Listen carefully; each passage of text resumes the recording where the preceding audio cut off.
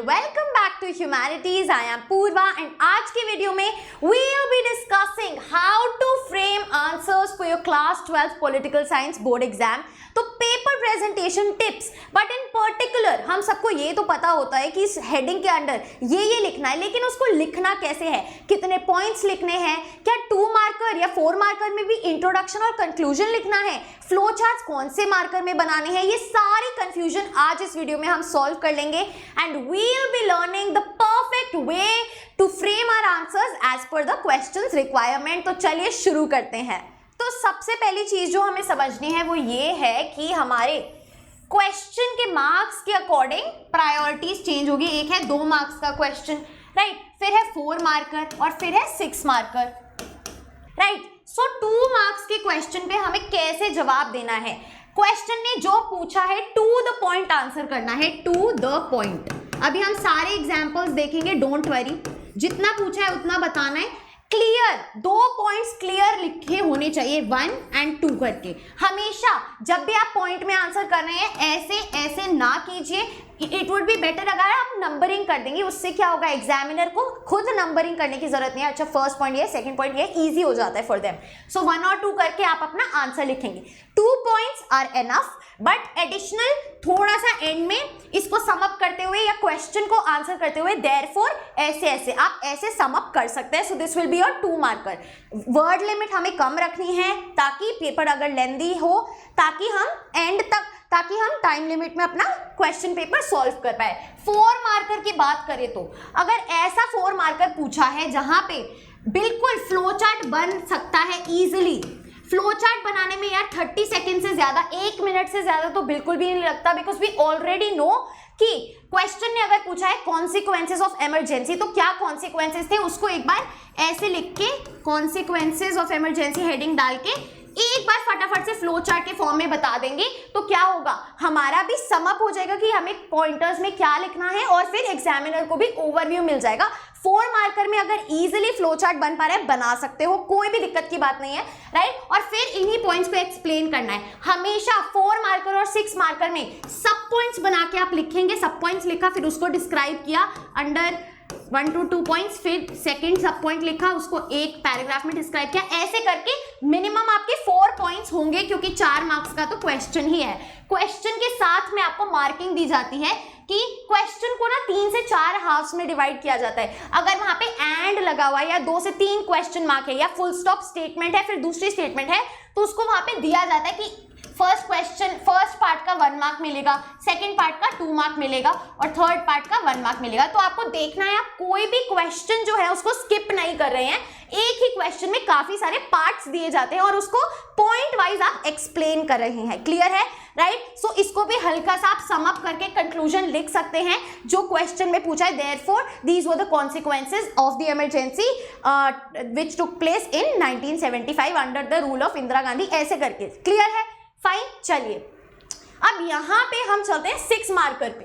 6 marker पे आ जाता है आपका एक, अगर क्वेश्चन पूछा गया है शॉक थेरेपी के कॉन्सिक्वेंसेस, तो पहले आप पॉइंट में ना इंट्रोड्यूस कर दो शॉक थेरेपी की थी क्या, राइट। सो बेसिकली आप फर्स्ट में अपना मीनिंग बता देना, चाहे उसको फर्स्ट पॉइंट की तरह मत लिखो, ऐसे लिख दो, उसको क्वेश्चन को थोड़ा सा इंट्रोडक्शन कर दो, एक्सप्लेन कर दो बेसिक से, और फिर आप क्या करेंगे, आंसर देंगे अपना, ठीक है। पॉइंट्स में एटलीस्ट 6 पॉइंट्स होंगे, उसको आप सब पॉइंट के तरीके से भी लिख सकते हैं या फिर डायरेक्ट पॉइंट के तरीके से भी लिख सकते हैं। एंड ऑब्वियसली 6 मार्कर में मोस्टली बनता है फ्लो चार्ट। तो फ्लो चार्ट हमेशा आंसर की शुरुआत में बनेगा ही बनेगा, मस्ट है, क्योंकि प्लस पॉइंट मिलेगा आपका, कहीं भी नंबर नहीं कटेगा। क्लियर है, राइट। सो 6 पॉइंट्स मिनिमम बनेंगे और फिर वापस से एंड में क्वेश्चन के थ्रू ही आप कंक्लूजन लिख देंगे तो बहुत अच्छा रहेगा, या फिर आपके पास और एडिशनल इंफॉर्मेशन है वो डाल सकते हैं एंड में कंक्लूजन के तौर में। फर्स्ट में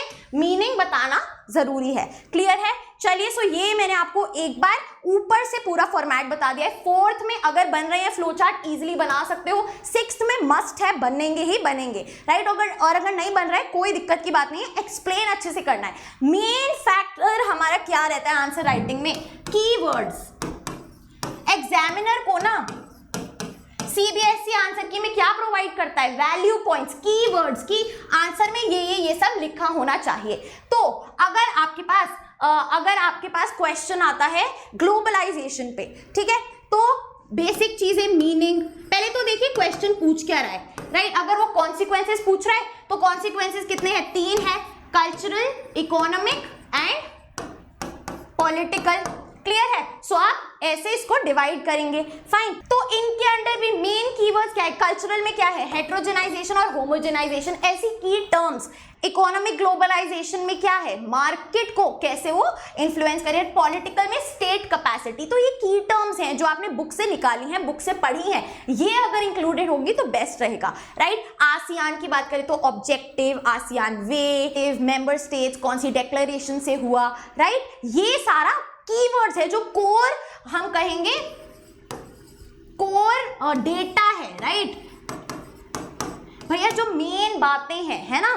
जैसे अगर हम यूएन की बात करें, जैसे अगर हम यूनेस्को, आईएलओ, ऐसी ऑर्गेनाइजेशंस की बात करें, ईयर आपको पता होना चाहिए, उनका हेडक्वार्टर कहाँ पे है, उनका मोटिव क्या है और फुल फॉर्म क्या है। These are the keywords, right. तो हर एक टॉपिक के बस कीवर्ड्स आपको अंडरलाइन करके आने हैं। अंडरलाइन आप पेंसिल से भी कर सकते हैं, पेन से भी कर सकते हैं, लेकिन always just use blue pen.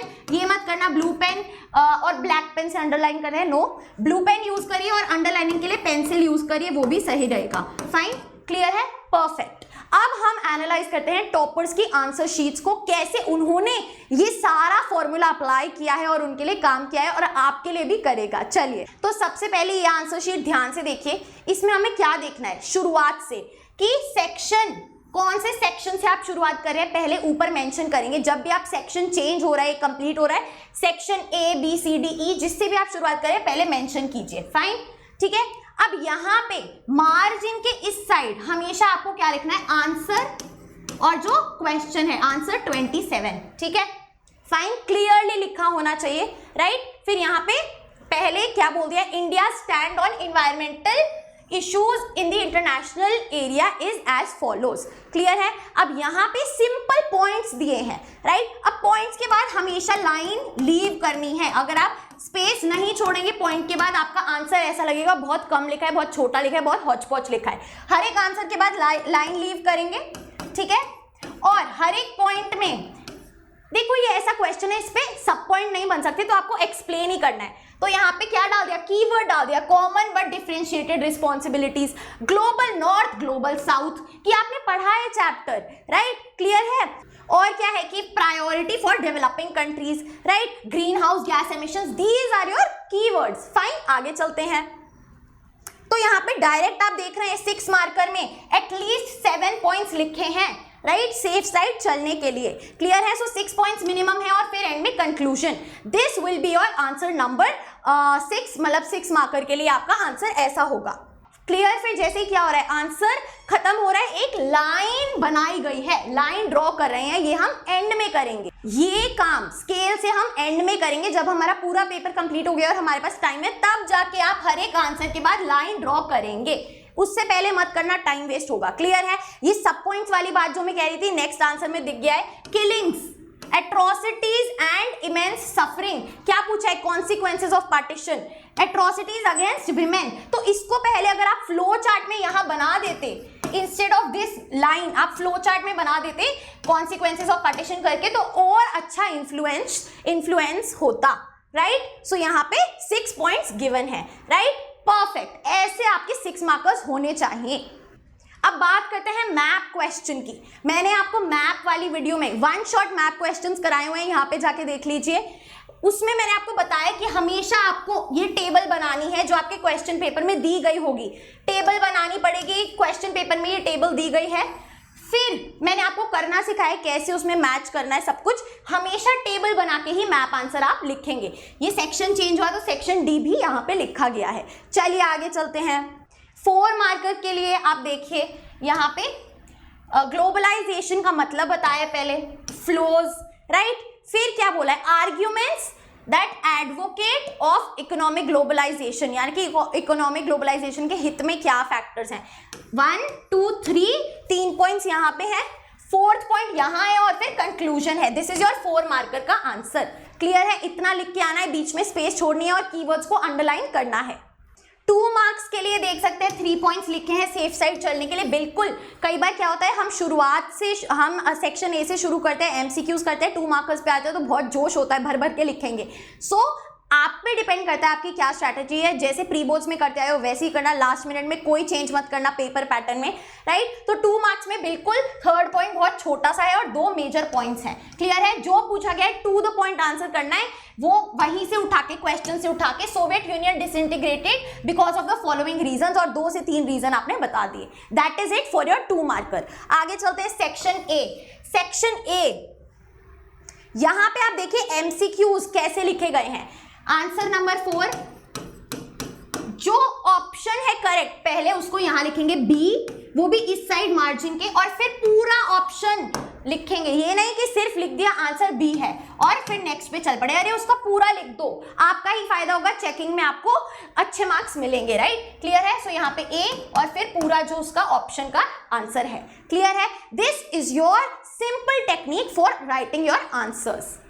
ये एक और एग्जाम्पल है आपके लिए, सेक्शन ए से शुरुआत करी है। देखिए ये पुराना पैटर्न है, तो यहाँ पे पहले 2 मार्कर्स हैं, 3-3 पॉइंट्स लिखे हैं, यहाँ पे 2 पॉइंट्स लिखे हैं, right. So you have to stick to the question. Clear है? और जैसे जैसे वेटेज बढ़ती जाएगी आपका क्वेश्चन लंबा होता जाएगा। क्लियर लिखा है, राइटिंग सुंदर होना जरूरी नहीं है, क्लियर होनी चाहिए, क्लीन होनी चाहिए। हर एक पॉइंट के बाद लाइन आप लीव करेंगे, एंड जरूरी नहीं है हर एक आंसर के बाद लाइन ड्रॉ करना, अगर आपके पास टाइम मिले एंड में तो ही ये करना, राइट। क्लियर है? एक और आंसर शीट थी जिसमें प्रॉपर फ्लो चार्ट भी बनाए हुए थे, बट वो अभी मुझे मिल नहीं रही है क्योंकि वो 2018 की थी वेबसाइट से, अब वो 2019 तक का ही दिखा रहे हैं। सो उसमें प्रॉपर मैंने अपनी पुरानी वीडियोस में दिखाया है कि कैसे फ्लो चार्ट बना के आप 6 मार्कर में बहुत अच्छा एक एज ले सकते हैं compare to the other students, right. So ये सारी टिप्स आपको अप्लाई करनी है अपने आंसर राइटिंग पे, जो मैंने आपको चैप्टर वाइज टॉपिक्स बताए हैं प्रिपेयर करने के लिए, इंपॉर्टेंट क्वेश्चंस दिए हैं प्रिपेयर करने के लिए, उनको इसी सिस्टम से आप